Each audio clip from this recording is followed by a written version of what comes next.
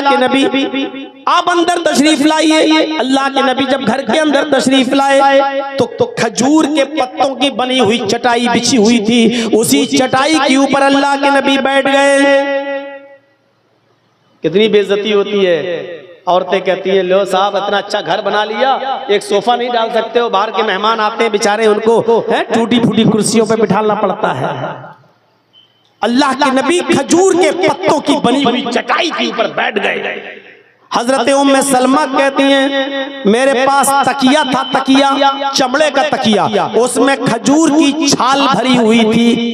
मैंने वो तकिया चमड़े का जिसमें खजूर के पत्ते या उसकी छाल भरी हुई थी मैंने दे दिया, आप इस पर टेक लगा लीजिए। अल्लाह के नबी उस तकिए पर टेक लगाकर बैठ गए। मैंने पूछा अल्लाह के नबी मेरे इस गरीब खाने पर आने का मकसद क्या है? आप हमारे घर पे अचानक तशरीफ लाए, आने का मकसद क्या है? अल्लाह के नबी फरमाते हैं उम्मे सलमा तुम्हारे शौहर अबू सलमा का इंतकाल हो चुका है, तुम इद्दत में थी इसलिए मैं नहीं आया मिलने, अब तुम्हारी इद्दत भी पूरी हो गई, अब मैं तुमसे मिलने के लिए आया हूं। आए उम्मे सलमा मैं तुम्हारे साथ निकाह करने का इरादा रखता हूं, मैं तुमसे शादी करना चाहता हूं, मैं तुमसे निकाह करना चाहता हूं। आए उम्मे सलमा तुम्हें अच्छी तरह मालूम है कि इस वक्त अरब का मिजाज क्या है। जिस औरत का शौहर मर जाता है उस औरत को कितनी तकलीफें उठाना पड़ती हैं। लोग उस औरत को मनहूस समझते हैं कि देखो अपनी जिंदगी में अपना आदमी खा गई, उसकी शादी नहीं होती है, कोई निकाह नहीं करता इस डर से कि एक को तो शादी करके खा गई, दूसरा जो इससे शादी करेगा वो भी मर जाएगा। जिसका शौहर मर जाता था उस औरत को डाइन समझा जाता था, ये समझा जाता था कि ये मनहूस औरत है जिसकी जिंदगी में उसका आदमी मर गया, तो दूसरा कोई आदमी उससे निकाह नहीं करता था ये सोचकर कि ये एक आदमी डस चुकी दूसरा भी डस लेगी। आए उम्मे सलमा मैं तुम्हारे साथ निकाह करना चाहता हूं, अगर तुम्हें कोई एतराज न हो तो तुम मेरे साथ निकाह कर लो। उम्मे सलमा का जवाब सुनो। उम्मे सलमा कहती हैं अल्लाह के नबी आप किसी औरत को निकाह का पैगाम दें और वो औरत आपके पैगाम को ठुकरा दे, उससे ज्यादा बदनसीब कौन होगी, उससे ज्यादा बदनसीब औरत कौन होगी। लेकिन ये सच है कि आपसे जो औरत निकाह न करे वो बदनसीब है, लेकिन हकीकत यह है कि मैं आपके साथ निकाह करने की पोजीशन में नहीं हूं, मैं आपके साथ निकाह नहीं कर सकती। दोनों बातें तुम कह रही हो कि आपके साथ निकाह न करे कोई औरत तो बदनसीब है, और तुम ये भी कह रही हो कि मैं नहीं कर सकती, ये क्या बात है जबकि तुम्हारे शौहर भी नहीं है। कहा कुछ परेशानी है? वो बताओ ना, शेयर करो अपनी परेशानी, अगर दूर हो सकती है तो ठीक और नहीं हो सकती है तो कोई बात नहीं। बताओ क्या प्रॉब्लम है तुम्हें। पहली प्रॉब्लम, आए अल्लाह के नबी प्रॉब्लम कई हैं। नंबर 1 का क्या, आपकी पहले से कई बीवियां मौजूद हैं, आपकी पहले से कई बीवियां मौजूद हैं, मैं शौकन बर्दाश्त नहीं कर सकती, मेरी गैरत किसी शौकन की तू तलाक सुनने की नहीं है, मेरी गैरत बर्दाश्त नहीं कर सकती। कभी हमारे और आपके दरमियान कोई मामला बिगड़ता है, हमारे और आपके दरमियान कभी किसी मामले में लेकर बहस होगी तो आपकी बीवियों को अधिकार और हक नहीं होगा वो बीच में बोलने। जब हमारे और आपके बीच में कोई बात है तो हम और आप ही उसको दूर करेंगे। आपकी कोई बीवी अगर बीच में बोलेगी और मुझसे लड़ेगी तो मुझसे बर्दाश्त नहीं होगा, मैं हाथापाई पर उतर जाऊंगी, इसलिए कि मैं शौकन बर्दाश्त नहीं कर सकती। मैं बहुत गैरतमंद खातून हूँ और मेरे साथ कई शौकरे हों, ये कैसे बर्दाश्त कर लूं। आपने कहा शौकन का होना अच्छा नहीं या शौकन का मुदाखलत करना, बीच में बोलना। कहा नहीं, शौकन का बीच में बोलना। जब हम आपकी बीवी हैं, कोई बात हमारे और आपके दरमियान अगर होगी तो हम और आप हल करेंगे, आपकी कोई दूसरी बीवी हमारे बीच में नहीं बोले। आपने कहा ठीक है, मैं अल्लाह से दुआ करूंगा, अल्लाह ऐसी नौबत ही नहीं लाएगा कि कोई दूसरी बीवी हमारे और तुम्हारे बीच में बोले। इंशाअल्लाह मैं किसी और बीवी को अपने और तुम्हारे मामले में बोलने की इजाजत नहीं दूंगा। आए उम्मे सलमा, ये मैं वादा करता हूं कि मेरे और तुम्हारे दरमियान कोई तीसरी बीवी इंटरफियर नहीं करेगी, कोई दूसरी बीवी नहीं बोलेगी। अच्छा, ये तो पहली प्रॉब्लम थी। कहा दूसरी प्रॉब्लम भी है। कहा क्या? वो भी बोलो। कहा दूसरी प्रॉब्लम ये है क्या अल्लाह के नबी, शादी जिस मकसद से की जाती है मैं उस मकसद के लायक नहीं हूं। शादी के बाद ये होता है कि कोई बच्चों की पैदाइश हो, बच्चे बड़े, नस्ल बढ़े, मैं बुढ़ापे की उस उम्र को पहुंच चुकी हूं, इस उम्र में अब मैं बच्चे पैदा करने के लायक नहीं हूं, मैं शादी की उस उम्र को क्रॉस कर चुकी हूँ। इसलिए आप अगर इस मकसद से शादी करना चाहते कि नस्ल बढ़े तो मैं आपको पहले बता देती हूँ कि बच्चे पैदा करने की मैं पोजीशन में नहीं हूँ। साफ कह दिया। अल्लाह के नबी का जवाब सुनो।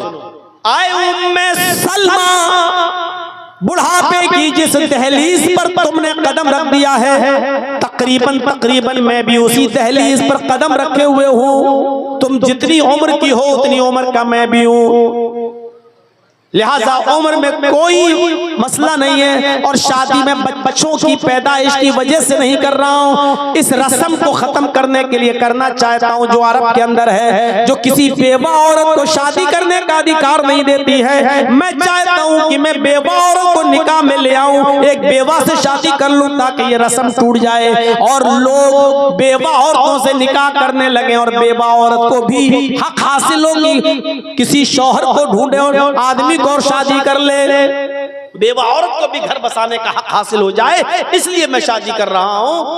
हजरत उम्मे सलमा कहती हैं कि ठीक है, आपने मेरी दो परेशानियां दूर कर दी, लेकिन मुझे एक तीसरी प्रॉब्लम और है, मुझे एक तीसरी परेशानी भी है जिसकी वजह से मैं शादी नहीं कर सकती। कहा वो क्या है?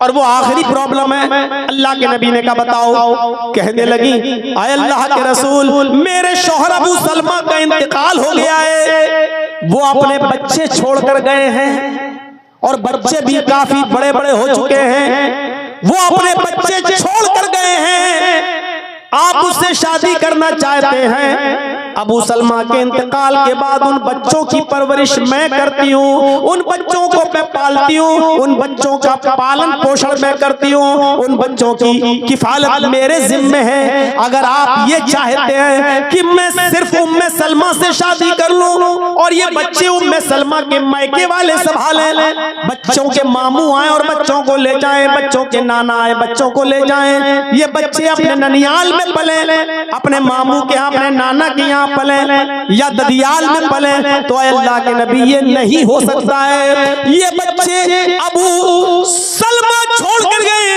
इन बच्चों की किफालत मेरे जिम्मे, ये बच्चे मैं पालती हूँ, इनकी परवरिश मैं करती हूँ। अगर आप मेरे साथ निकाह करना चाहते हैं तो इन बच्चों को मैं नहीं छोड़ सकती हूँ, इन बच्चों की जिम्मेदारी, इनकी किफालत और इनको खिलाना पिलाना, इनकी परवरिश की जिम्मेदारी भी आपको उठाना पड़ेगी। कितनी क्लियर बात। अल्लाह के नबी फरमाते हैं, उम्मे सलमा ये कोई कहने की बात है? जब तुम मुझसे निकाह कर लोगी तो तुम्हारे बच्चे भी मेरे बच्चे होंगे, उनकी परवरिश करना, उनको पालना, उनको बड़ा करना, उनको अच्छी तरबियत देना, ये भी मेरी जिम्मेदारी होगी। इन बच्चों की किफालत मैं करूंगा। जब ये तीनों शर्तें अल्लाह के नबी ने मान ली तो उम्मे सलमा ने निकाह भी कर लिया और मोहम्मद रसूलुल्लाह की वो बीवी बन गई। एक दिन अल्लाह के नबी सल्लल्लाहु अलैहि वसल्लम अपनी बीवी उम्मे सलमा से बातें कर रहे थे और अबू सलमा का जिक्र आ गया। अबू सलमा का जिक्र आते ही उम्मे सलमा की आंखों में आंसू आ गए और कहने लगी कि अल्लाह के रसूल, अब इस दुआ पर मुझे मुकम्मल यकीन हुआ है। इस दुआ में जो हम पढ़ते हैं, अल्लाहुम्मा जिरनी फी मुसीबती, मेरी मुसीबत में बेहतरीन बदल अता फरमा, वखलिफ ली खैरम मिना, और जो तूने मुझसे छीना है उससे बेहतर चीज तू मुझे अता फरमा। ऐ अल्लाह के नबी, पहले मैं सोचा करती थी कि अबू सलमा से मेरे लिए कौन बेहतर होगा, इतने अच्छे, उनसे बेहतर कौन कौन होगा, लेकिन ये दुआ मांगते मांगते मैंने देखा अल्लाह ने दुआ कबूल कर ली। अबू सलमा बेहतर थे, लेकिन अल्लाह ने अबू सलमा को अगर छीना तो उनसे बेहतर शौहर मुझे अता फरमा दिया। हमें जनाब मोहम्मद रसूलुल्लाह दे दिए, मुझे मोहम्मद रसूलुल्लाह की बीवी बना दिया। मैं मोहम्मद रसूलुल्लाह की बीवी हूँ, मेरे शौहर से बेहतर शौहर अल्लाह ने मुझे अता फरमाया। गौर करो दुआ कैसे कबूल होती है। यहां तो सूरत हाल दूसरी है। शादी हुई, मांग रहे बेटा, अल्लाह मुझे बेटा दे दे, अल्लाह मुझे बेटा दे दे, अल्लाह मुझे बेटा दे दे। 9 महीने के बाद घर में बच्चा पैदा हुआ तो पता चला कि बेटी है। पेशानी पे शिकन पड़ गई, पसीना आ गया। अल्लाह मैंने तो बेटा मांगा था, तूने बेटी दे दी। बेगैरत, तुझे शर्म आनी चाहिए। बेटी की पैदाइश पर तू अफसोस कर रहा है। ये बेटी नहीं रहमत है जो तेरे घर में पैदा हुआ। हो सकता है अल्लाह ने तुझे इसलिए बेटा न दिया हो क्योंकि अल्लाह बेहतर जानता था कि ये बेटा अगर मांग रहा है, अगर मैं बेटा दूंगा तो बेटा बड़ा होकर जमीन और जायदाद के चक्कर में अपने बाप का मर्डर कर देगा, अपने बाप का ही खून कर देगा, अपने बाप को सताएगा। हो सकता है इसलिए बेटा न दिया हो।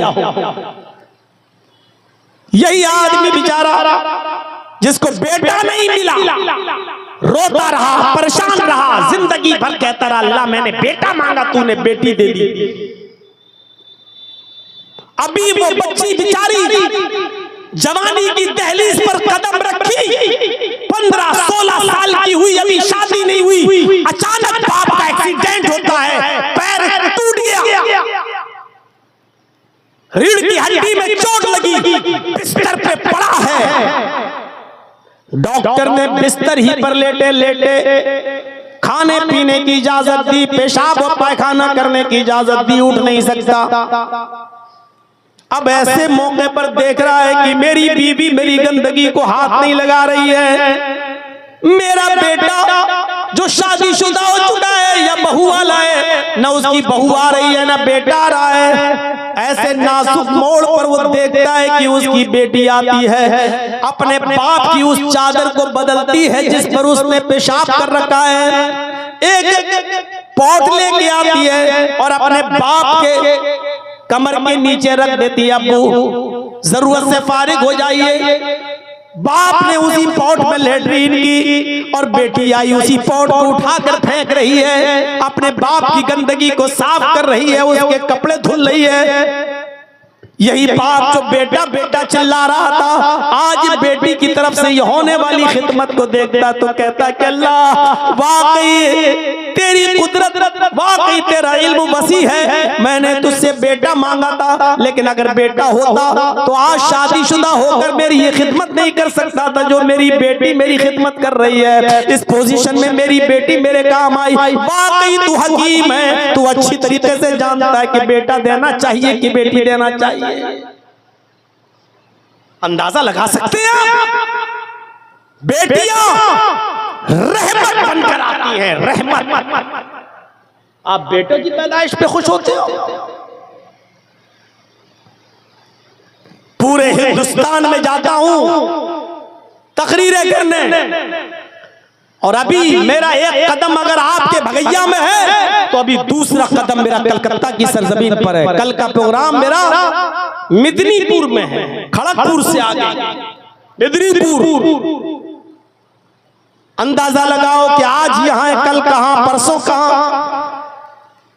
शेख बता रहे थे कि सन 1996 में तकरीर की, ये 29-30 साल का जमाना जो गुजरा है, इस 30 साल तकरीरों के जमाने में मेरे भाइयों पूरे हिंदुस्तान के चप्पे चप्पे में जा चुका हूँ। ऐसे ऐसे माँ बाप को जानता हूँ जिन्होंने मेरी खिदमत की है, जिन्होंने मुझे खिलाया पिलाया है। 5 साल के बाद उनके घर गया तो पता चला कि वो नहीं है इस दुनिया में। मोहल्ले वालों से पूछा गया तो पता चला कि उनकी औलाद ने, उसके बेटे ने अपने बाप को मार डाला।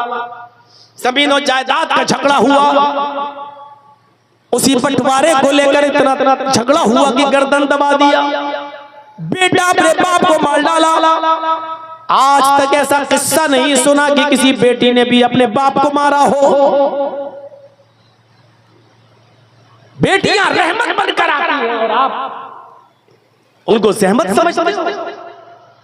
परेशानी क्या है? ओफो, लड़की हुई, अब कम से कम 10, 12, 15 लाख रुपए का जहेज वहेज इकट्ठा करो, बारातियों का इंतजाम करो।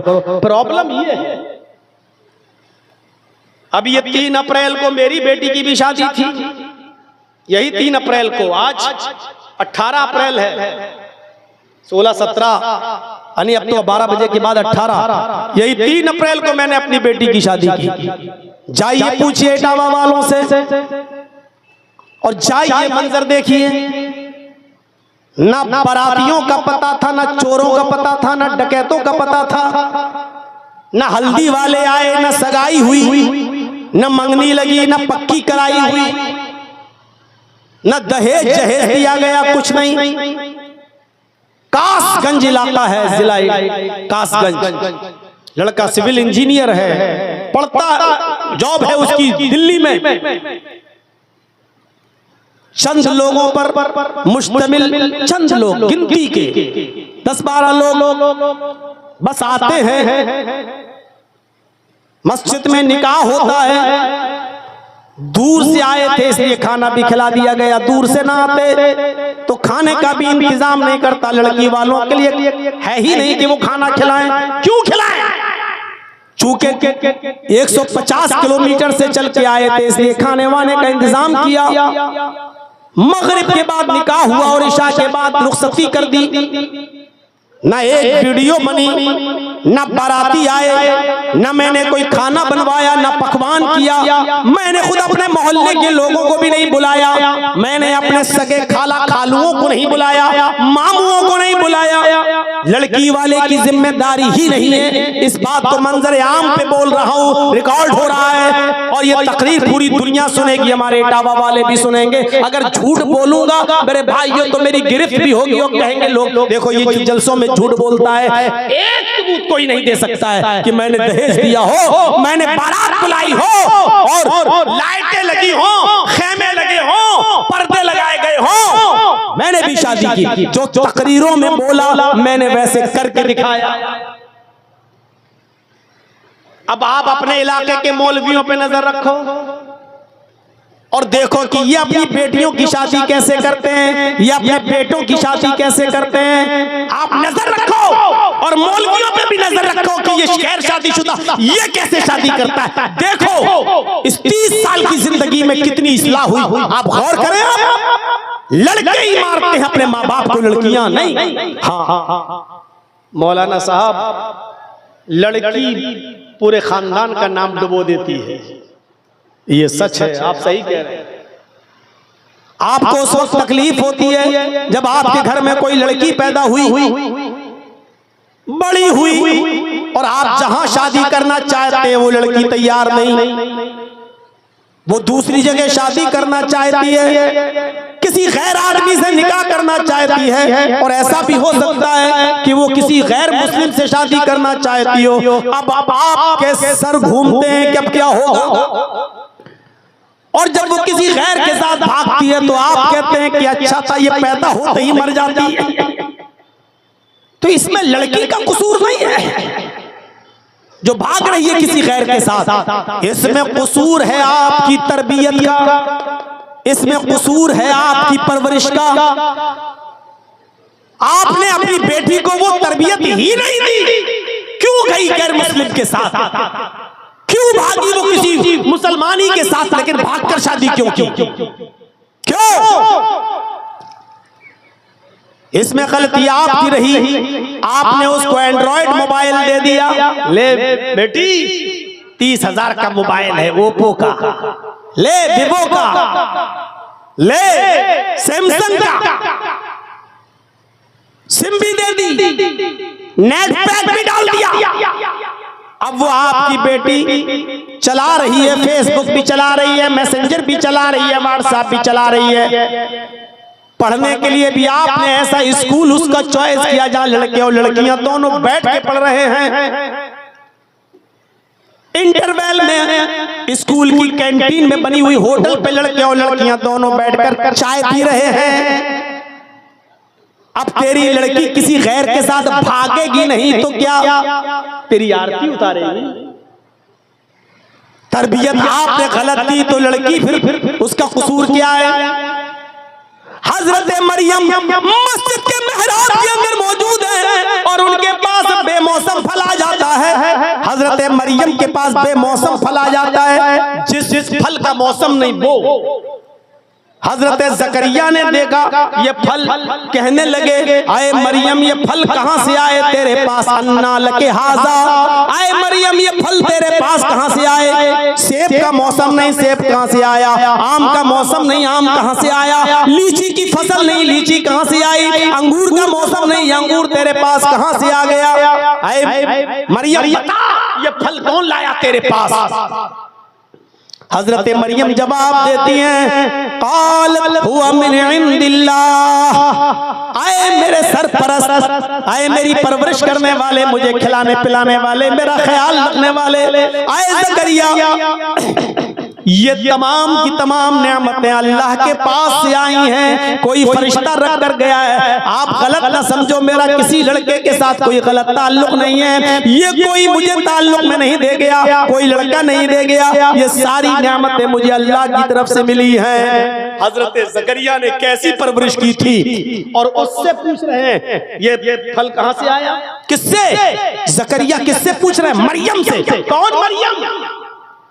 जिनको अल्लाह ताला ने बगैर शौहर के बेटा दिया ईसा, वो मरियम जिनके पेट से बगैर शादी के बगैर शौहर के मरियम को बेटा दिया ईसा। जब उनके ऊपर इल्जाम लगा कि मरियम जानिया बच्चलन ने बगैर शादी के बच्चा पैदा कर दिया, तो मरियम की पाक दामनी का ऐलान अल्लाह रब्बुल आलमीन ने किया कि नहीं, मरियम पाक दामन है, ईसा अल्लाह के कलमे से पैदा हुए, अल्लाह के हुक्म से पैदा हुए हैं, मरियम गलत नहीं है, मरियम गलत नहीं है। जिनकी पाक दामनी का ऐलान अल्लाह ने किया, जब उससे सवाल हो सकता है, जिसके पाक दामन होने का ऐलान अल्लाह ने किया, जब उससे पूछा जा सकता है कि ये फल तेरे पास कहां से आए, तो आए लड़कियों के माँ बाप, तुम अपनी बेटियों से क्यों नहीं पूछ सकते हो ये कपड़ा कहां से आया, ये दुपट्टा कहां से आया, ये मोबाइल कहां से आया, मोबाइल में ये कवर कहां से आया, तेरे मोबाइल में बैलेंस नहीं था, इस मोबाइल में बैलेंस किसने डाला? क्या तुम अपनी बच्चियों से, अपनी बेटियों से ये सवाल नहीं कर सकते? और नहीं करोगे तो तुम्हारा नाम डुबोएंगी और गैरों के साथ भागेंगी, तुम्हारी आरती नहीं उतारेंगी। तरबियत जहां लड़कियों के लिए, लड़कों के लिए भी होनी चाहिए, लड़कियों पर भी नजर हो तो लड़कों पर भी नजर हो। हजरत यूसुफ अलैहिस्सलातु वस्सलाम को उनके सारे भाई लेकर गए, चलो, और जंगल में ले गए और सबने सलाह करके यूसुफ को कुएं में फेंक दिया और दूसरी कमीज उतारी और उसमें खून लगा कर ले आए और घर पे आके कह दिया बाप से, याकूब से, यूसुफ तो हमने अपने सामान के पास छोड़ दिया था और यूसुफ को भेड़िया खा गया। भेड़िए ने नोच डाला यूसुफ को। याकूब अलैहिस्सलाम समझ गए, कुर्ते का खून देखा, सूंघा, समझ गए न ये कुर्ता वो है और न ये खून बकरी का, ये तो रंग लग रहा है। वो यूसुफ के कुर्ते को अच्छी तरीके से पहचानते थे।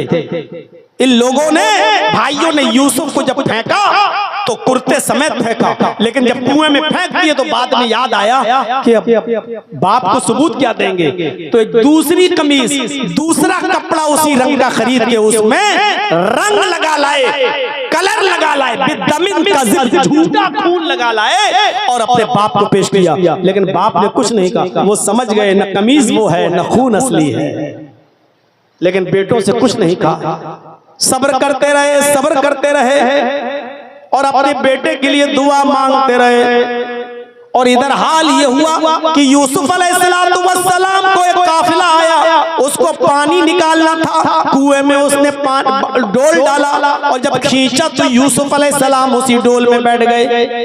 जब खींचा तो भारी लगा, बहरहाल खींच कर निकाला गया तो देखा कि यूसुफ है, लड़का है। तो खुश हो गए ये काफले वाले और कहने लगे बुशरा हाज़ा गुलाम, खुशी हो, हमें तो फ्री फंड में एक गुलाम मिल गया, चलो इसको बाजार में बेच देंगे, कुछ कीमत मिल जाएगी। जल्दी जल्दी वो इसको लेकर मिस्र के बाजार में पहुंचे। खूबसूरत थे यूसुफ अलैहिस्सलाम, छोटे थे लेकिन बड़े खूबसूरत थे, और मिस्र के बाजार में बेच दिए गए और बादशाह के घर तक पहुंच गए। बादशाह मिस्र ने खरीद लिया, बहुत सस्ते में खरीदा। वह शराहु बिसमनिन बख्सिन दराहिम मादूदा। चोरी का कोई मोबाइल हो, अगर मुझे चोरी का मोबाइल मिल जाए, चाहे उसकी कीमत 1 लाख हो, तो जल्दी से उसको बेचने की कीमत, अरे ला यार 10,000 दे ले ले, तो 1 लाख की चीज 10,000 में। अभी जो 10,000 मिल रहे वो भी कहीं पकड़े गए तो वो भी नहीं मिलेंगे। तो ये लड़का हाथ लग गया, कोई असली मालिक ना आ जाए वरना लड़का ले जाएगा छीन के, इसलिए जो मिल रहा है ले लो। चंद दिरहमों में यूसुफ को बेच दिया गया। यूसुफ अलैहिस्सलाम जब बादशाह मिस्र के घर में आए तो बीवी उनकी देखी तो देखती रह गई, बड़े खूबसूरत है यूसुफ लेकिन छोटे हैं। वो उनका ख्याल रखने लगी, खिलाने लगी, पिलाने लगी, बड़ा करने लगी। यूसुफ जैसे जैसे बड़े होते गए उनकी खूबसूरती भी वैसे वैसे बढ़ती गई। हालांकि होता उल्टा है, बच्चा छोटेपन में खूबसूरत होता, बड़ा होता जाता है तो खूबसूरती कम होती जाती है, लेकिन यूसुफ के साथ उल्टा हुआ। यूसुफ जैसे जैसे बड़े होते जा रहे हैं खूबसूरती बढ़ती जा रही है, और जब जवान हो गए तो बादशाह मिस्र की बीवी ही उनके ऊपर मर मिटी। बादशाह की बीवी फरेफ्ता हो गई, बरगलाने लगी, बहकाने लगी, लेकिन यूसुफ हाथ नहीं आए। एक दिन कहने लगी चलो अंदर चलो, तुमसे बहुत जरूरी काम है। सोचा ये हमारी मालिकन है, चलो क्या काम होगा। वो अंदर ले गई, ये दरवाजा बंद, आगे ले गई, वो दूसरा दरवाजा बंद, फिर एक और कमरे में ले गई, उसका दरवाजा बंद, फिर एक और कमरे में ले गई, उसका दरवाजा बंद, कई दरवाजों के अंदर ले गई। गल्लक़तिल अबवाब, कुरान में जमा इस्तेमाल हुआ है, उसने सारे दरवाजे बंद कर दिए। इसका मतलब एक दरवाजा नहीं था, कई दरवाजे थे, उसने सारे दरवाजे बंद कर दिए ताकि भाग ना पाए यूसुफ। और जैसी वहां पहुंचती है बंद कमरे में, वही कहने लगती है यूसुफ आ जाओ, कितने जमाने से हम तुम्हारे बालिग होने का इंतजार कर रहे हैं, तुम्हारे बड़े होने का इंतजार कर रहे हैं। यूसुफ आओ, मेरी प्यास बुझाओ, आओ मुझसे मिलो। यूसुफ अलैहिस्सलाम ने फरमाया माअज़ल्लाह, अल्लाह की पनाह, मैं ये काम नहीं कर सकता। उसको जुनून, कैसे नहीं करोगे, इधर आओ। यूसुफ भागे, पहला दरवाजा खोलने में कामयाब, वो भी भाग रही है। यूसुफ ने दूसरा दरवाजा खोला, उसमें भी कामयाब, तीसरा दरवाजा खोला और भागने में उधर से भी कामयाब, चौथा दरवाजा खोला, उधर से भी भागने में कामयाब। आखिरी दरवाजे पर पहुंचे, तब तक इसने पीछे से दामन पकड़ लिया, पीछे से दामन पकड़ लिया, और यूसुफ अलैहिस्सलाम ने दरवाजे का कुंडा जो होता वो पकड़ लिया, इधर खींचा यूसुफ को। बादशाह मिस्र की बीवी ने ऐसे खींचा तो यूसुफ ऐसे दरवाजा पकड़े थे, ऐसे खींचते हुए उसके ऊपर गिर गए, दरवाजा भी खुल गया। जब दरवाजा खुला तो सामने बादशाह खड़ा है, मिस्र का बादशाह, उस औरत का शौहर। हालत ये थी कि वो औरत नीचे गिरी है, यूसुफ अलैहिस्सलाम उस औरत के ऊपर गिरे हैं, और सामने दरवाजा खुला है, और दरवाजे पर बादशाह खड़ा है। फौरन खड़ी होती है और इल्जाम लगाते हुए कहती है कि आए मेरे शौहर, आपकी बीवी पर अगर कोई गलत नजर डाले और गलत इरादे से उसको पकड़ने की कोशिश करे, उसके साथ जिना करने की कोशिश करे, तो उसकी सजा क्या होनी चाहिए सिवाय जेल खाने के। बादशाह मिस्र को यकीन नहीं आया, बचपन से देख रहा है, यकीन नहीं आया कि ऐसा कैसे कर सकता।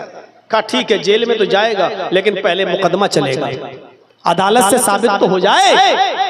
जब मुकदमा दायर किया गया तो बादशाह के करीबी जज ने जो फैसला सुनाया वो ये सुनाया कि आए बादशाह सलामत, यूसुफ सच्चा है या झूठा, तेरी बीवी सच्ची है या झूठी। तो उसको पहचानने का एक ही तरीका है, यूसुफ का कुर्ता देखा जाए, यूसुफ की कमीज देखी जाए। अगर वो कमीज पीछे से फटी है तो यूसुफ सच्चा है, तेरी बीवी झूठी। और अगर वो कमीज आगे से फटी है तो यूसुफ झूठा है और तेरी बीवी सच्ची। कुर्ता मंगाया गया भरी अदालत में, जब कमीज चेक की गई तो वो कमीज पीछे से फटी थी। उसने खींचा था ना पीछे से, खींचा तो कुर्ता फट गया, कमीज फट गई। तो बादशाह ने समझ लिया, कहने लगा कि तुम औरतों की चालें बड़ी खराब हुआ करती हैं, बड़ी धोखेबाज होती हैं तुम औरतें, और एक बेगुनाह बेकसूर को तुम जेल में डलवाती हो। जेल में डलवा रही थी, तौबा कर, इस्तिग़फ़ार कर और आइंदा ऐसी गलती मत करना। बादशाह ने नजरअंदाज कर दिया। लेकिन इस फैसले के बाद बादशाह की बीवी बदनाम हो गई, सारी औरतों में चर्चे हो गए। मिस्र की औरतों में लो, एक नौकर को, एक गुलाम को दिल दे बैठी, एक गुलाम से उसने दिल लगी कर ली, एक गुलाम से के पास जाकर गलत काम करने के लिए चली गई। बताओ, घर का नौकर उसके साथ। जब ये बदनामी वो बर्दाश्त न कर सकी तो उसने सारी मिस्र की औरतों की दावत कर दी, दस्तरखान बिछा दिया, सबके सामने प्लेटें रख दी, प्लेटों में फल रख दी और फल को एक एक छुरी रख दी और इन औरतों से कहा कि फलों को काटो। मिस्र की औरतें जब फल काटने लगी तो यूसुफ से बादशाह की बीवी ने कहा, यूसुफ इन औरतों के सामने से गुजरो, जाओ इन औरतों के सामने से निकलो। यूसुफ अलैहिस्सलाम उन औरतों के सामने से जब गुजरे तो क्या देखते हैं, मिस्र की सारी औरतें उन्हीं को देखने लगी। और जब मिस्र की औरतें यूसुफ को देखने लगी तो खूबसूरती देखकर मिस्र की सारी औरतें भूल गईं कि हम किसको देख रहे हैं, फल काट रहे हैं या उंगली। वो छुरियां तो उंगली पे चला रही थी और ये सोच रही थी कि फल कट रहा है, हालांकि फल तो कब का कट गया है, अलग हो गया है। बजाय फल काटने के वो अपनी उंगलियों को काटने लगी और यूसुफ को देखती रह गई, छुरी उंगलियों पे चलने लगी। कहने लगी, मा हाज़ा बशरा, ये इंसान नहीं है, ये तो कोई फरिश्ता नजर आता है। अब बादशाह की बीवी ने कहा, और तो बताओ तुम्हारा दिल इस नौजवान पर आया या नहीं आया? आ गया, हम खुद इसके दीवाने हो गए। अभी तो सिर्फ बादशाह की बीवी दीवानी थी, अब जितनी औरतों ने देखा सब उसकी दीवानी। बादशाह की बीवी बोली, अब तुम ही बताओ कि मैं अपने दिल को कैसे समझाऊं? तुमने तो एक झलक देखी है, तुम इसकी दीवानी हो गई हो। मेरे घर में तो छोटा था तब से पल रहा है और मैं इसके बालिग होने का इंतजार करती रही, और जब ये बालिग हुआ तो मैं इससे अपनी उम्मीद पूरी करने के लिए इसको बुलाने लगी तो इसने मना कर दिया। तुमने एक झलक देखी तो तुम अपने आप को कंट्रोल नहीं कर पा रही हो। मेरे दिल से पूछो कि मैं कैसे कंट्रोल करके रहती हूँ। और सबके सामने ऐलान कर रही है ये औरत, बादशाह की बीवी, सुन लो, अगर इस लड़के ने, इस आदमी ने अगर मेरी ख्वाहिश पूरी नहीं की, मेरी बात न मानी, तो जिंदगी भर जेल में सड़ेगा, जिंदगी भर जेल खाने में कैद करवा दूंगी, इल्जाम लगा लगा कर इसको जेल पहुंचा कर मानूंगी और पूरी जिंदगी इसकी जेल में गुजर जाएगी। अब यूसुफ अलैहिस्सलाम के सामने दो रास्ते थे, या तो बादशाह की बीवी की बात मान ले और 5 उंगली घी में। भाई बादशाह की बीवी अगर उसको सपोर्ट करने लगे तो कितना वो आराम में होगा, कितने आराम से जिंदगी गुजारेगा। या तो फिर बादशाह की बीवी की बात ना माने तो जिंदगी भर जेल में। अब यूसुफ सोचने लगे कि मैं क्या करूं, बात नहीं मानता तो जेल खाना और बात मान लेता हूं तो हरामकारी, मैं क्या करूं।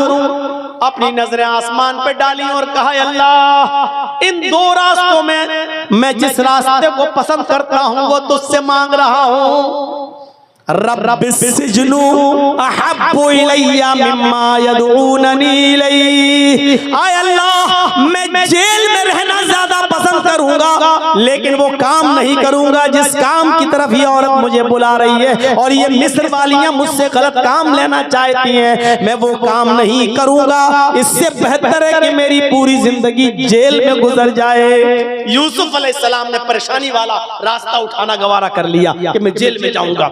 आखिरकार जब बादशाह मिस्र की बीवी की बात न मानी तो उसने भी इल्जाम लगाकर यूसुफ अलैहिस्सलाम को जेल भिजवा दिया। अब यूसुफ अलैहिस्सलाम जेल में गुजारते अपनी जिंदगी, तकरीबन 7 साल जेल में गुजारते हैं, तकरीबन 7 साल जेल में गुजारते हैं। अब वहां ख्वाब की ताबीर बताते हैं। उसी असना में बादशाह ने भी ख्वाब देखा। हजरत यूसुफ ने ताबीर बता दी। बादशाह ने कहा जिसने ये ताबीर बताई वही मुल्क के मिस्र को कहत से और परेशानी से बचा सकता है, लिहाजा उसको जेल से छुड़ाया गया बादशाह के हुक्म पर। और बादशाह ने यूसुफ अलैहिस्सलाम को मुल्क के मिस्र का बादशाह बना दिया। अब मिस्र की बादशाह यूसुफ अलैहिस्सलाम के हाथ में आ गई। अब गौर कीजिए कितना जमाना गुजर गया। बचपन में कुएं में फेंके गए, कुएं से निकाल कर मिस्र के बाजार में बेचे गए, मिस्र के बाजार में बेचने के बाद तकरीबन 15 साल तक जब तक बालिग नहीं हो गए तब तक बादशाह के घर में पले, और 15 साल यानी 20 साल के हो जाने के बाद बादशाह की बीवी ने गलत इल्जाम लगाया तो जेल में डलवाया। तकरीबन 7 साल जेल में रहे, 27 साल इतनी लंबी मुद्दत अपने बाप से अलग रहे। और बाप का हाल ये है कि अल्लाह मेरा बेटा, अल्लाह मेरा बेटा। याकूब अलैहिस्सलाम दुआ मांग मांग के उनकी आंखें अंधी हो गई, दुआ मांगते मांगते आंसू बहाते बहाते वो बीना बीना हो गए। जब मुल्क के बादशाह बन गए हजरत यूसुफ, तब उनको याद आया, कहने लगे कि अब सही वक्त है मुझे अपने बाप को याद करने का, सही वक्त है मुझे अपने बाप को अपने यहाँ बुलाने का। तो जो कमीज बचपन में जिस कमीज को पहनकर वो कुएं में फेंके गए थे, जो कमीज हजरत यूसुफ संभाल के रखे थे, उसी कमीज को हजरत यूसुफ ने निकाला। और कमीज निकालने के बाद मिस्र के कुछ लोगों को भेजा, जाओ मैं उस बस्ती में जाओ, वहां एक बूढ़ा आदमी तुम्हें मिलेगा, उसका नाम याकूब होगा। उस याकूब को बोल देना कि मिस्र के बादशाह ने तुम्हें ये कुर्ता ये कमीज भेजी है, बाकी बातें उनको याद आ जाएंगी।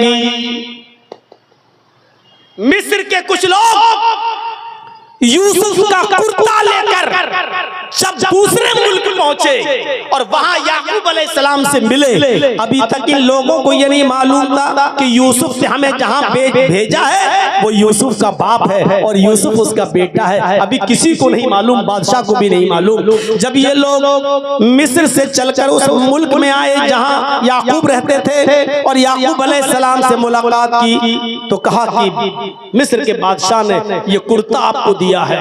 जैसे उस कुर्ते को हजरत याकूब अलैहिस्सलाम ने सूंघा, अल्लाह से दुआ की, आंखों की रोशनी वापस आ गई। इस कुर्ते को देखा तो पहचान गए कि ये तो मेरे बेटे का कुर्ता है, ये तो यूसुफ अलैहिस्सलाम पहना करते थे। उसको सूंघा तो यूसुफ अलैहिस्सलाम की महक उनको अच्छी तरीके से सूंघने में आ गई। कहने लगे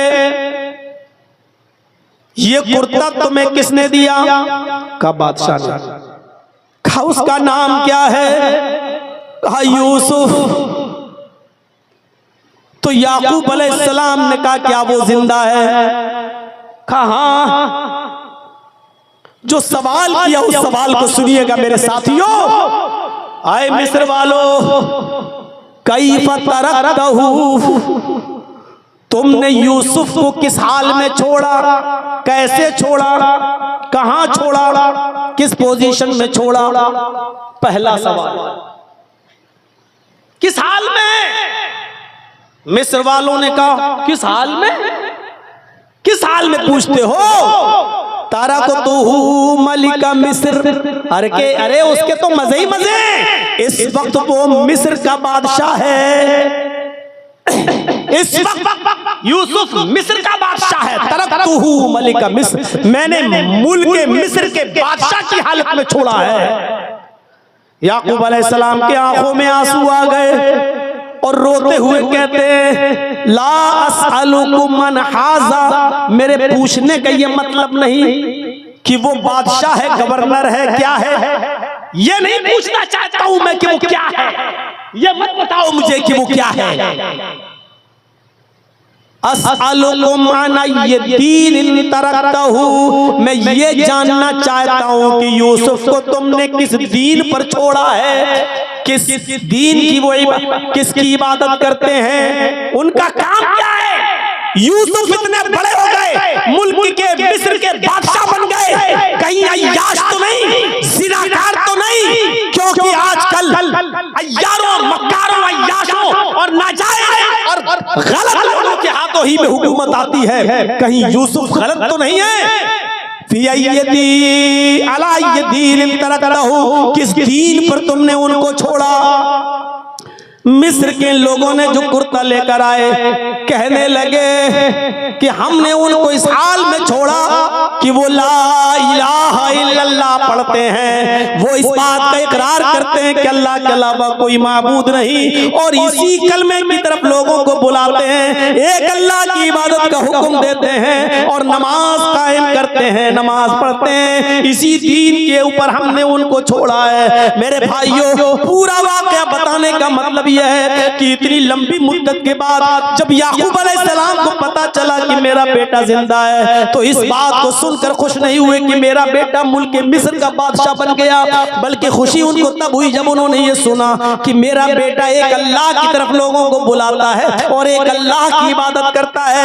ये तरबियत थी एक बाप की अपनी औलाद को। क्या ये तरबियत है आज हमारी अपनी औलाद को? क्या ये तरबियत आप देते हैं? क्या ये हक है आपको पूरा कि अपनी औलाद को इस तरीके की तरबियत दें? औलाद बेटा है तब भी अच्छी तरबियत, और बेटी है तब भी उसकी अच्छी तरबियत होनी चाहिए। मेरे भाइयों, ये मायार होना चाहिए।